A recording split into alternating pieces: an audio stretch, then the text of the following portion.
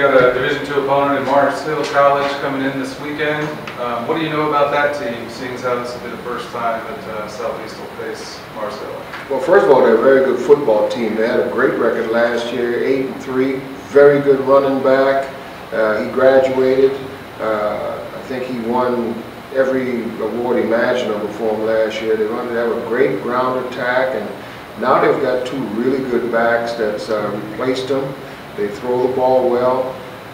They've got a very good defensive line. I mean, we're going to be in for a real good battle. Yeah, they're a very good football team. You know, when you look at their front, for instance, they've got the size. They've got a good combination of size and speed. And on offense, when you look at them on offense, they've got a very good combination of size and speed as well. Very quick running backs. The week before against Central, we went against the big physical backs. Now we're going against awfully quick change direction backs, get into the secondary and create some issues for you. So good challenge coming. You know, we can't anyway. We've got an awful lot of things to fix, you know, coming off the first game. I think against this team, just from a tackling standpoint, from a defensive standpoint, we have to tackle much better in order to have the success we want to have. This team is really going to test us with the deep ball as well. They throw a very good deep ball. They try to hit some home runs there, but they can really do some damage on the ground. So a lot of work to do yet. You know, we're at a point where we can't take anybody lightly. You know, we're capable of beating anybody we play, but anybody we play can also beat us. And so we have to be very, very aware of that. I think our players understand that. I think when you look at the way they have to prepare, they will prepare well, because they really don't have a choice once they look at the film of these people. Yeah, we had some good things. I thought Lathrop did a good job for his first start. We had a few players do a good job for their first starts. And, you know, like I mentioned earlier, I don't think we tackled well enough to win the game. We probably had an opportunity to win that game, and we didn't. So we're not going to get too excited about the way we played. But it was, there were a lot of encouraging signs in that game.